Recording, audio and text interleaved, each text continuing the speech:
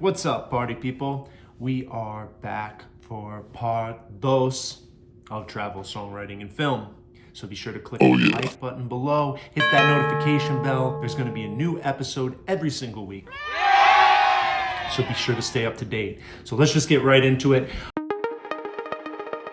I saw a documentary on Vice about foreigners in China, and I looked into just moving there and seeing what would happen. Around that time, I was asked to be the bass player in a band called Hey King. How you guys feeling? We're great. And we got to go out on the road with Ben Harper, one of my favorites, but that's a story for another time. Basically, when we were out on the road, we went to an Airbnb, and the owner of the Airbnb had lived in China and put me in touch with a guy by the name of Eric Archer. Amazing hip hop guy, amazing bass player, and he was kind of plugged into the whole scene in Shenzhen, China. He just happened to be back while we were staying at this Airbnb, so I ended up meeting him, and he told me if I was ever over in China to hit him up and he would be able to get gigs. Flash forward a couple months, I buy a ticket and just head to China. So I couldn't enter China directly. I had to go to Hong Kong first in order to get a visa. So on my way to Hong Kong, I stopped in a city called Xiamen for a layover. But it was a crazy layover. They actually gave you a free bus tour of the city, a free meal, in hopes that you would come back. I never did. Next stop, Hong Kong, which used to be a small village that was built on farming and fishing. But the territory has become one of the world's most significant financial centers and commercial ports. So originally Hong Kong was established as a colony of the British Empire. However, the whole territory was transferred to China in 1997 as one of China's two special administrative regions, the other being Macau. Hong Kong maintains separate governing and economic systems from that of mainland China under the principle of one country, two systems.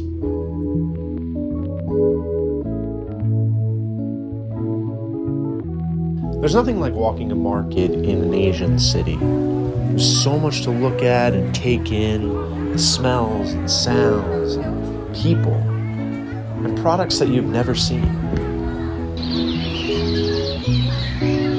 Although I do feel bad for the animals.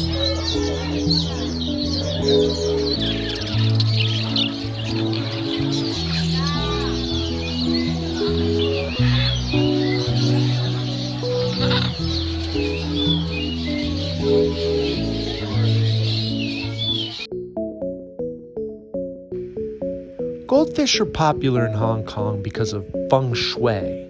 Feng shui is the Chinese philosophy where it's important to harmonize and balance yourself with the environment for austerity and prosperity.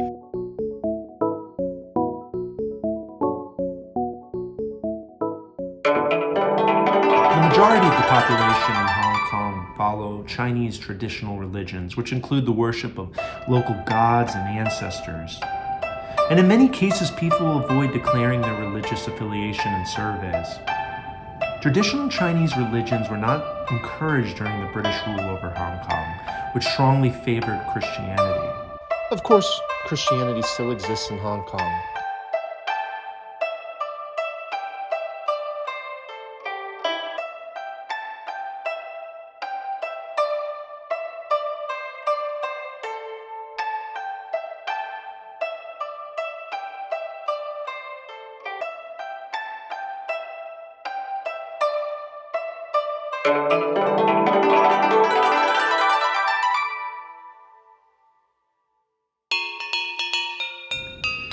So we went up this awesome mountain to get a look over the whole city, and it was just spectacular. It was so beautiful.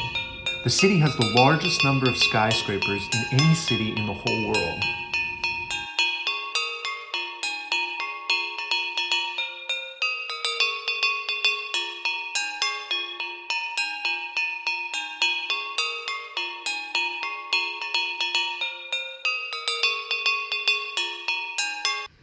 We had worked up quite an appetite, so we headed to get some Shanghai pan-fried dumplings. They were the bomb.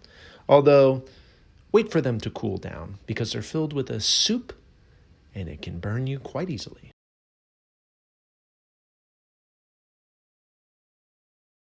Down at the waterfront, every night, there's a light show.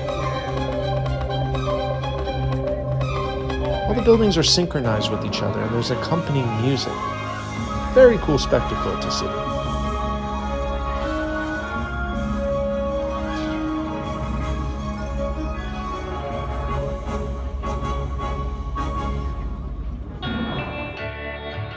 Since our day had been filled with prosperity, we decided to head to the Hong Kong racetrack. We figured we should have some luck here. Unfortunately, I lost all my money, and Hong Kong got a little bit more expensive. All right, guys, so now that I told you all about Hong Kong, I had to wait a few days. I had to get this visa. When I finally got the visa, straight off to China. So stay tuned. Next episode, China.